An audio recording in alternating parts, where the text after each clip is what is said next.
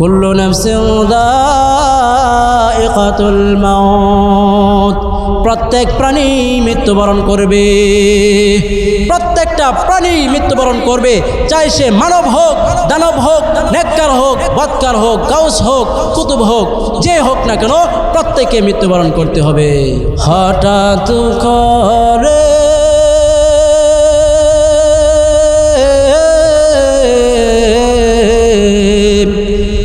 হঠাৎ করে শুনবে একদিন আমার মৃত্যুর খবর,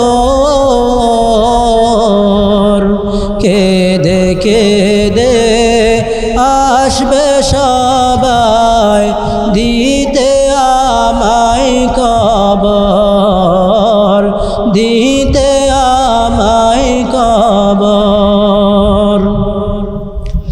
লাশটি আমার থাকবে পড়ে, লাশটি আমার থাকবে পড়ে বাড়ির আঙ্গিনায়, মুখের কাপন ওটাই সবাই কাঁদবে যে হায় হায়, মুখের কাপন ওটাই সবাই কাঁদবে যে হায় হায়। ওরে কাঁদাতে লাভ হবে না, এ কাঁদাতে লাভ হবে না, ভয়ঙ্কর বড় ওই খবর। এই দুনিয়া পরীক্ষার হল, রাখলি না রে তুই খবর। এই দুনিয়া পরীক্ষার হল, রাখলি না রে তুই খবর। যে আল্লাহ তাআলা বলছেন, বান্দা তোমরা কি করো, আমার নিকট চাও, আমি তোমাদের চাওয়া কি করব, পুরা করব। তোমরা আমার নিকট দাবি করো, আমি তোমাদের দাবি দেওয়া কি করব, পুরা করব। কিন্তু জীবনের শুরু থেকে নিয়ে এই পর্যন্ত আমরা তো অনেক বিষয়ে চাইতেছি, কিন্তু চাওয়ার পরে তো কোনো প্রতিফল পাইতেছি না। আমরা অনেক বিষয় চাইতেছি, কিন্তু চাওয়ার পরেও কি পাই না, কোনো প্রতিফল পাই না। এর উত্তর হলো, আগে অ্যাপ্লিকেশন জমা দিতে হবে, আগে প্রবেশপত্র জমা দিতে হবে। প্রবেশপত্র জমা দেওয়ার পর কিছুদিন অপেক্ষা করতে হবে, এটা হলো দুনিয়ার নিয়ম। ঠিক তদ্রুপ আল্লাহ তাআলার দরবারে দোয়া কবুল হওয়ার জন্য, আল্লাহ তাআলার দরবারে দোয়া কবুল হওয়ার জন্য দোয়ার কিছু শর্ত শারায়েত আছে, দোয়ার কিছু শর্ত শারায়েত আছে। এই শর্ত মাফিক যদি আমরা আল্লাহ তাআলার দরবারে দোয়া করি, অবশ্যই অবশ্যই আল্লাহ তাআলা আমাদের দোয়া কি করবেন, কবুল করবেন। মোহতারাম হাজিরিন, এরকম শর্ত হলো 5টি। কয়টি? কয়টি? 5টি। 1 নাম্বার হলো দোয়ার পূর্বে নেক আমল করা। দোয়ার পূর্বে কি করা? নেক আমল করা। 2 নাম্বার ইস্তিগফার পড়া। 3 নাম্বার ইসমে আজম পড়া। 4 নাম্বার বরকতময় জায়গায় বরকতময় সময়ে কি করা? দোয়া করা। 5 নাম্বার হলো ওলি আউলিয়া এবং নবীদের উসিলা নিয়ে কি করা? দোয়া করা। তার 1 নাম্বার বিষয় কি? দোয়ার আগে নেক আমল করা। চাই সেটা নামাজ হোক, চাই সেটা কোরআন তেলাওয়াত হোক, চাই সেটা তাসবিহ হোক, চাই সেটা জিকির হোক, যে কোনো ইবাদতের পরে আমাদের দোয়া করা উচিত।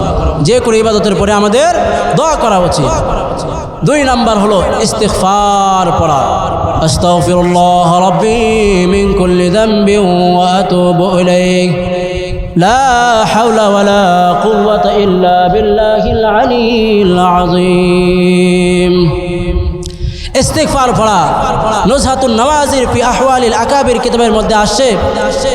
একদা হযরত মুসা আলাইহিস সালাতু ওয়াস সালামের নিকট, একদা হযরত মুসা আলাইহিস সালাতু ওয়াস সালামের জামানায় দুর্ভিক্ষ দেখা দিল। তখন বনি ইসরাঈলরা হযরতে মুসা আলাইহিস সালাতু ওয়াস সালামের নিকট আসলেন। আসার পর বললেন, ইয়া খলিলাল্লাহ, ইয়া কালিমাল্লাহ, হে আল্লাহর কালিম, আপনি আল্লাহ তাআলার দরবারে দোয়া করুন, আল্লাহ তাআলা যেন আমাদেরকে বৃষ্টি প্রদান করেন। অতঃপর মুসা আলাইহিস সালাতু ওয়াস সালাম বললেন, ঠিক আছে, তোমরা আগামীকাল অমুক জায়গায় এসো, আমরা সবাই মিলে কি করব, দোয়া করব। হযরতে মুসা আলাইহিস সালাতু ওয়াস সালামের কথা মুআফিক, হযরতে মুসা আলাইহিস সালাতু ওয়াস সালামের কথা মতো 70,000 বনি ইসরাইল হযরতে মুসা আলাইহিস সালাতু ওয়াস সালামের সাথে এক জায়গায় জড়ো হলো, এক জায়গায় জমা হলো।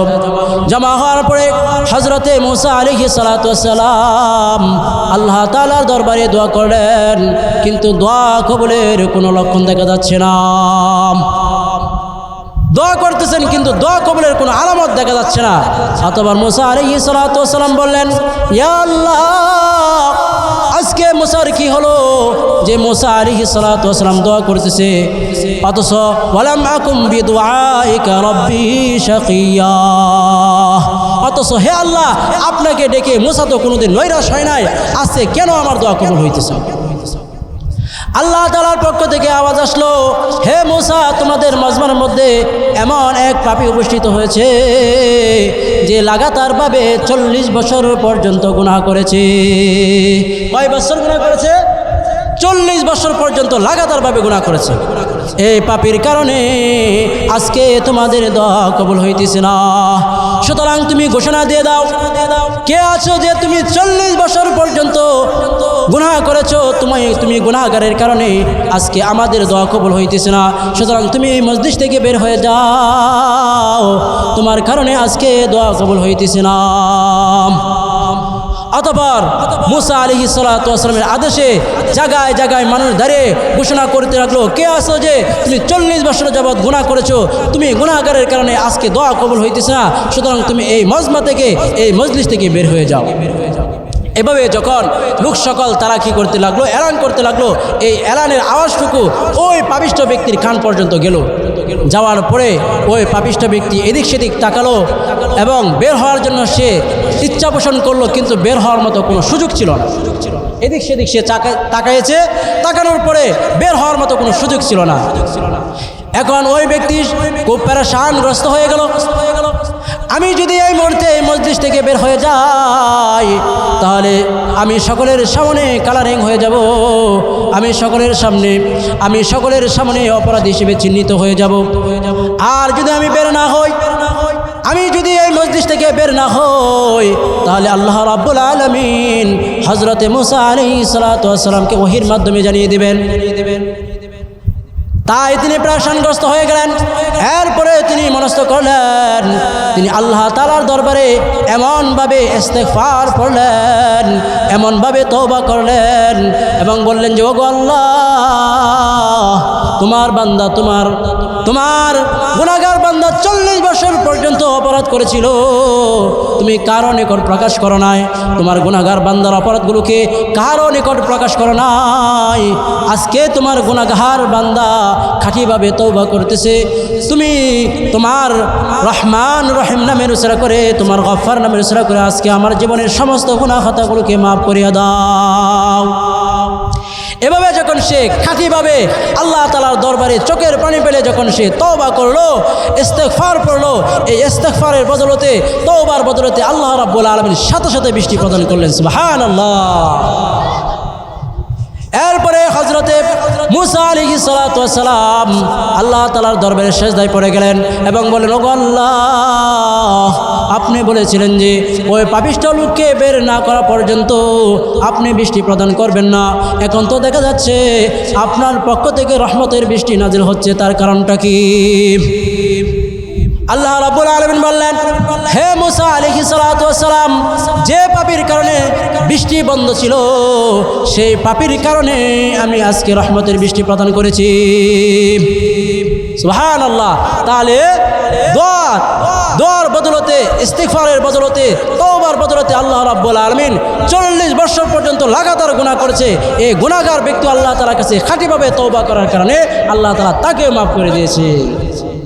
তাহলে আমরা সর্ব অবস্থায় কার কাছে চাইব? আল্লাহ তাআলার কাছে চাইব। আমরা যত বড় পাপী হই না কেন, আমরা কার কাছে চাইব? সবাই জোরে সোরে বলি, কার কাছে চাইব? আল্লাহ তাআলার কাছে চাইব। সর্বাবস্থা আমরা দোয়া করব, আমরা সর্বাবস্থায় তওবা করব, না জানি কার কখন মৃত্যু চলে আসে, কারণ সবার মৃত্যু অবধারিত। আল্লাহ রাব্বুল আলামিন নিজেই বলেছেন, কুল্লু নাফসিন যায়িকাতুল মাউত, প্রত্যেক প্রাণী মৃত্যুবরণ করবে, প্রত্যেকটা প্রাণী মৃত্যুবরণ করবে, চাই সে মানব হোক, দানব হোক, নেককার হোক, বদকার হোক, গাউস হোক, কুতুব হোক, যে হোক না কেন প্রত্যেককে মৃত্যুবরণ করতে হবে। হঠাৎ করে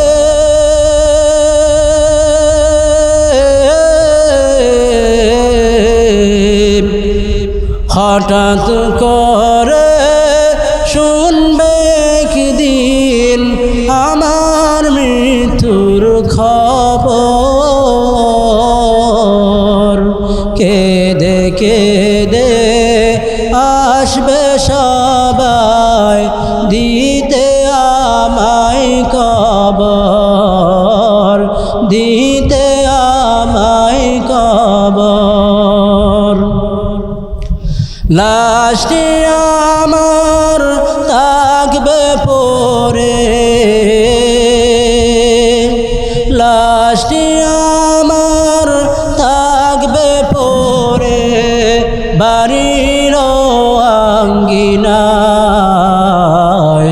মুখের কাপন ওটাই সবাই কাঁদবে যে হায় হায়, মুখের কাপন ওটাই সবাই কাঁদবে যে হায় হায়।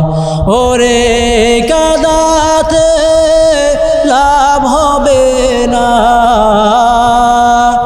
এ কাঁদাতে লাভ হবে না, ভয়ঙ্কর বড় ওই খবর।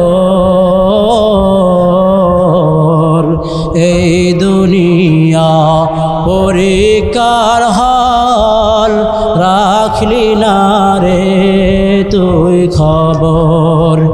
এই দুনিয়া পরীক্ষার হল, রাখলি না রে তুই খবর।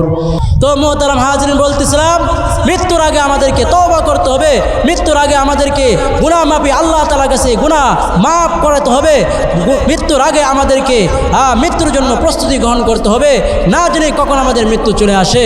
এই জন্য বলতেছিলাম 2 নম্বর হলো দোয়া কবরের জন্য 2 নম্বর শর্ত হলো ইস্তিগফার করা। 3 নম্বর হলো দোয়ার আগে ইসমে আজম পড়া, দোয়ার আগে ইসমে আজম পড়া। দোয়ার আগে আমাদের কি পড়তে হবে? ইসমে আজম পড়তে হবে। সর্বোপরি কথা হলো ইসমে আজম হলো ওয়াল হাইয়ুল কাইয়্যুম, অর্থাৎ আল হাইয়্যু আল কাইয়্যুম পড়ে কোনো ব্যক্তি যদি দোয়া করে আল্লাহ রাব্বুল আলামিন তার দোয়া কি করবেন? অবশ্যই কবুল করবেন। 4 নম্বর হলো বরকতময় জায়গায় বরকতময় সময়ে কি করতে হবে? আমাদের দোয়া করতে হবে। বরকতময় সময়ে বরকতময় জায়গায় আমাদের কি করতে হবে? দোয়া করতে হবে। অর্থাৎ কোনো ব্যক্তি যদি কাবা শরীফে গিয়ে, কোনো ব্যক্তি যদি আরাফার ময়দানে গিয়ে, কোনো ব্যক্তি যদি মুজদালিফায় গিয়ে, কোনো ব্যক্তি যদি রওজায়ে আতহারে গিয়ে, নবীর রওজায় গিয়ে, কোনো ব্যক্তি যদি মসজিদে নববীতে গিয়ে, কোনো ব্যক্তি যদি বাইতুল মুকাদ্দাসে গিয়ে, কোনো ব্যক্তি যদি শাওয়াল মাসে, কোনো ব্যক্তি যদি লাইলাতুল কদরের রাত্রিতে, কোনো ব্যক্তি যদি শবে বরাতে, কোনো ব্যক্তি যদি শুক্রবার রাত্রে, শুক্রবার দিনে যদি কোনো ব্যক্তি আল্লাহ তাআলার দরবারে দোয়া করে, আল্লাহ তাআলা অবশ্যই তার দোয়া কি করবেন? কবুল করবেন। তো মোহতারাম হাজিরিন, বলতেছিলাম যে কোনো ব্যক্তি যদি বরকতময় জায়গা এবং বরকতময় সময় আল্লাহ তাআলার দরবারে দোয়া করে, দোয়া কবুল করবেন। মোহতারাম হাজিরিন, এখন হজের মৌসুম চলতেছে। হাজী সাহেবগণ আল্লাহ তাআলার ঘরে গিয়ে লব্বাইক আল্লাহুম্মা লব্বাইক লা শারীকা লাক লব্বাইক ইন্নাল হামদা ওয়ান নি'মাতা লাক ওয়াল মুলক লা শারীকা লাক, তারা তালবিয়া পড়বে, তারা হজে যাবতীয় বিধান পালন করার জন্য তারা মক্কাতুল মুকাররমা যাইতেছে। আর যারা কি করবে? মক্কাতুল মুকাররমায় গিয়েছে, তারা মদিনাতুল মুনাওয়ারায় যাবে। মদিনাতুল মুনাওয়ারায় গিয়ে নবীর রওজায় কি করবে? তারা দুরূদ পড়বে। তাহলে কার কারণে হতেছে নবীর রওজায় গিয়ে দুরূদ পড়ার? আমরা সবাই হাত তুলি। কার কার আছে নিয়ত আছে? আল্লাহ তাআলা সবাইকে আমল করার মতো তৌফিক দান করুন। আল্লাহ তাআলা সবাইকে রওজায় আথারে গিয়ে আসসালাতু ওয়াসসালামু আলাইকা ইয়া রাসূলুল্লাহ বলার মতো তৌফিক দান করুন। ও পাখি তুই যাস রে কোথায়, একটুখানি বলে যা, যাস যদি মদিনার পথে, একটি সালাম নিয়ে যা। সালাম কানা মহানবী রওজাতে রেখে, নামটি আমার তার পাশেতে দিশে বাইকে। বলবে রে তুই ও হে পাখি মিষ্টি মধুর সুরে, পাগল তোমার কান্দে বসে দূর বহু দূর দূরে। বলবে রে তুই ও হে পাখি মিষ্টি মধুর সুরে, পাগল তোমার কান্দে বসে দূর বহু দূর দূরে। মনটা আমার করতে শীতল, জলদি সালাম নিয়ে যা, যাস যদি মদিনার পথে, একটি সালাম নিয়ে যা। তো মোহতারাম হাজরিন, 4 নাম্বার শর্ত ছিল বরকতময় জায়গা এবং বরকতময় সময়ে কি করতে হবে? আমাদের দোয়া করতে হবে। কি করতে হবে? দোয়া করতে হবে। 5 নাম্বার শর্ত হলো নবী ওলি আউলিয়াদের উসিলা নিয়ে কি করতে হবে? আমাদের দোয়া করতে হবে। কাদের উসিলা নিয়ে? নবী ওলি আউলিয়াদের উসিলা নিয়ে যদি আমরা দোয়া করি, আল্লাহ রাব্বুল আলামিন আমাদের দোয়া কি করবেন? কবুল করবেন। যেমন বাইহাকী শরীফের মধ্যে আসছে এক অন্ধ সাহাবী রাসূল আকরাম সাল্লাল্লাহু আলাইহি ওয়াসাল্লামের দরবারে আসার পরে তিনি বললেন, ইয়া রাসূলুল্লাহ, আমি অন্ধ, আপনি আল্লাহ তাআলার নিকট দোয়া করুন, আল্লাহ তাআলা যেন আমাকে দৃষ্টিশক্তি ফিরিয়ে দেন। রাসূল আকরাম সাল্লাল্লাহু আলাইহি ওয়াসাল্লাম বললেন, তুমি ওযু করো, ওযু করার পরে 2 রাকাত সালাতুল হাজাত নামাজ পড়ো। এরপর আল্লাহ রাসূল সাল্লাল্লাহু আলাইহি ওয়াসাল্লাম একটি দোয়া শিখিয়ে দিলেন, যে দোয়ার মধ্যে রাসূল আকরাম সাল্লাল্লাহু আলাইহি ওয়াসাল্লামের নাম ছিল। সে উসিলা নিয়ে, রাসূলের নামের উসিলা নিয়ে যখন ওই ব্যক্তি দোয়া করেছিল, দোয়া শেষ হওয়ার সাথে সাথে আল্লাহ রাব্বুল আলামিন তার দৃষ্টিশক্তি ফিরিয়ে দিয়েছিলেন। সুবহানাল্লাহ। তাহলে কার? নবীদের উসিলা নিয়ে, বুজুর্গদের উসিলা নিয়ে, সাহাবায়ে কেরামের উসিলা নিয়ে যদি আমরা দোয়া করি, আল্লাহ তাআলা আমাদের দোয়া কি করবেন? কবুল করবেন। বুখারী শরীফের এক হাদিসের মধ্যে আসছে, হযরতে উমর ইবনুল খাত্তাব রাদিয়াল্লাহু তাআলা আনহু যখন হযরতে আব্বাস রাদিয়াল্লাহু তাআলা আনহুর উসিলা নিয়ে যখন দোয়া করেছিলেন, আল্লাহ রাব্বুল আলামিন সাথে সাথে কি করেছিলেন? বৃষ্টি বর্ষণ করেছিলেন, তার উসিলায় বৃষ্টি দান করেছিলেন। তো মুহতারাম হাজরিন, আমরা বুজুর্গানে দিন আউলিয়া কেরামের উসিলা নিয়ে, নবীদের উসিলা নিয়ে, সাহাবায়ে কেরামের উসিলা নিয়ে যদি আমরা দোয়া করতে পারি, তাহলে অবশ্যই আল্লাহ তাআলা আমাদের দোয়া কি করবেন? কবুল করবেন। তাহলে আমরা কার নিকট চাইব? আল্লাহ তাআলার নিকট চাইব। সর্বদাই কার নিকট চাইব? আল্লাহ তাআলার নিকট চাইব। কার উসিলা নিয়ে চাইব? নবীদের উসিলা নিয়ে চাইব। পারবো তো ইনশাআল্লাহ। আল্লাহ তাআলা আমাদের সবাইকে আমল করার তৌফিক দান করুন, আমিন। তো মুহতারাম হাজরিন, বলতেছিলাম, আমরা দুনিয়াতে বিপদের সম্মুখীন হই, সকল বিপদ তরানেওয়ালা কে? আল্লাহ। আমরা আমাদের জীবনটাকে, আল্লাহ তাআলা আমাদেরকে জীবন দান করেছেন, এই জীবনকে আমরা হেলাই খেলাই কি করতেছি? আমাদের জীবনকে অতিবাহিত করতেছি। অথচ আমাদের এই জীবনটা হলো নদীর স্রোতের মতো। নদীর স্রোত যেভাবে বহাল থাকে না, নদীর স্রোত যেভাবে আটকে থাকে না, নদীর স্রোত যেভাবে চলে যায়, ঠিক তদ্রূপ আমাদের জীবন থেকে, আমাদের হায়াত থেকে আমাদের সময়গুলো কি করতেছে? কেটে যাইতেছে, চলে যাইতেছে না? এই কারণে সময় থাকতে সময়ের কদর করা। আল কাইয়িসু মান দানা নাফসাহু ওয়া আমিলা লিমা বাদাল মাউত। জ্ঞানী ব্যক্তি তো ওই যে কি করে সময় থাকতে নিজেকে নিয়ে চিন্তা করে এবং আখিরাতের জন্য সে প্রস্তুতি গ্রহণ করে। তাই আমরা আমাদের জীবন নিয়ে কী করব? পর্যালোচনা করব যে আল্লাহ তাআলা আমাকে হায়াত দান করেছেন, আল্লাহ তাআলা আমাকে জীবন দান করেছেন, সুস্থতা দান করেছেন। এই সুস্থতার নিয়ামত যেন অন্য কোনো কাজে ব্যয় না হয়, একমাত্র যেন আল্লাহর ইবাদতের ক্ষেত্রে ব্যয় হয়, সেই দিকে আমরা কী রাখবো? সজাগ দৃষ্টি রাখবো। কারণ আমাদের জীবন হলো নদীর স্রোতের মতো। পদ্মা মেঘনা যমুনার তীরে কত ঢেউ চলে যায়, আসে না তো ফিরে।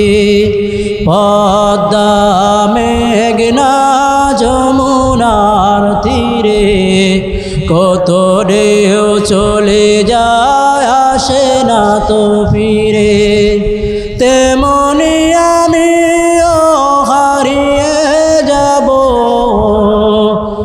আসব না কবু ফিরে।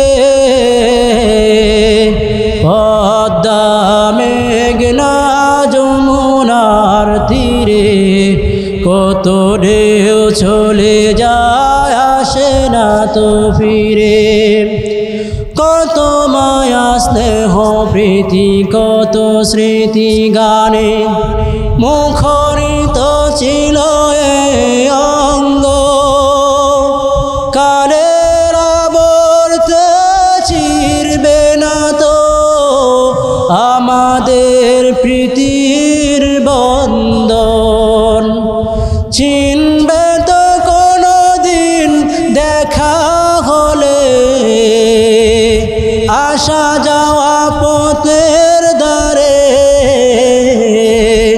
পদ্মা মেঘনা যমুনার তীরে কত ঢেউ চলে যায় আসে না তো ফিরে। ওই চাঁদ ওই তারা ওই আসমান সবই রবে আগের মতন, থাকব না আমি শুধু ক্ষণিকের নিচে জীবন। ওই চাঁদ ওই তারা ওই আসমান সবই রবে আগের মতন, থাকব না আমি শুধু ক্ষণিকের নিচে জীবন। তাই কান্নার বিরহের ঢেউ তুলে যায় আমার হৃদয় জুড়ে, পদ্মা মেঘনা যমুনার তীরে কত ঢেউ চলে যায় আসে না তো ফিরে। পদ্মা মেঘনা যমুনার তীরে কত ঢেউ চলে যায় আসে না তো ফিরে। তো মোহতারাম হাজিরিন, আমি বলতেছিলাম যে দোয়া কবুল হওয়ার জন্য 5টা শর্ত আছে এবং দোয়া কবুল না হওয়ার জন্য কি আছে 5টা শর্ত আছে। 1 নম্বর হলো 5টা বিষয় রয়েছে। 1 নম্বর হলো দোয়া কবুল না হওয়ার জন্য একটা বিষয় হলো হারাম খাবার থেকে বিরত না থাকা। 2 নম্বর বিষয় হলো দোয়া কবুল না হওয়ার 2 নম্বর বিষয় হলো দোয়ার ক্ষেত্রে অলসতা করা। 3 নম্বর হলো দোয়ার মধ্যে হারাম এবং নাজায়েজ বিষয় তালাশ করা, তলব করা। 4 নম্বর হলো দোয়া কবুল না হওয়ার পিছনে হিকমত এলাহি রয়েছে। 5 নম্বর হলো দোয়ার মধ্যে আল্লাহ তাআলার উপর পুরা আস্থা না থাকার কারণে আমাদের দোয়া কবুল হয় না। এই জন্য মুহতারাম হাজিরিন, আমরা সর্ব অবস্থায় আল্লাহ তাআলার উপর একমাত্র তাওয়াক্কালতু আলাল্লাহ, আল্লাহর উপর ভরসা করে নির্ভর করে আমরা দোয়া করব, পারবো তো ইনশাআল্লাহ। কারণ মানুষের জীবন চলে যাবে, মানুষের জীবন ফিরে আসবে না। কারণ মানুষের জীবনটা হলো নদীর স্রোতের মতো, এক মানুষের 1 সেকেন্ডের কোনো ভরসা নাই। প্রত্যেকটা মানুষকে মৃত্যুবরণ করতে হবে, 1 সেকেন্ডের কোনো ভরসা নাই। তাই মানুষ সকল, হে মুহতারাম হাজিরিনগণ, আমরা সময় থাকতে সময়ের কি করব, কদর করবো ইনশাআল্লাহ। পারবো তো? আমরা পারবো তো ইনশাআল্লাহ? সবাই হাত তুলি। হে আল্লাহ, আমাদের সবাইকে যে কথাগুলো বলেছি সেই কথাগুলোর উপর সর্বপ্রথম আমাকে আমল আসার তৌফিক দান করুন, সাথে সাথে ত্রিশালবাসীদেরকেও এই কথাগুলোর উপর আমল করা তৌফিক দান করুন। এবং মুফতি মিসবাহ সাহেব যে আয়োজন করেছিলেন, ওনার আয়োজনকে আল্লাহ তাআলা যেন মকবুল করেন এবং ওনার সংগঠনকে আল মিসবাহ ওয়াইজিন সংস্থাকে যেন আল্লাহ তাআলা দিন দিনে তরক্কি দান করেন। আমরা সবাই কি করে দোয়া করি, আমিন। ওয়া আখিরু দাওয়ানা আনিল হামদুলিল্লাহি রাব্বিল আলামিন। আসসালামু আলাইকুম ওয়া রাহমাতুল্লাহি ওয়া বারাকাতুহু।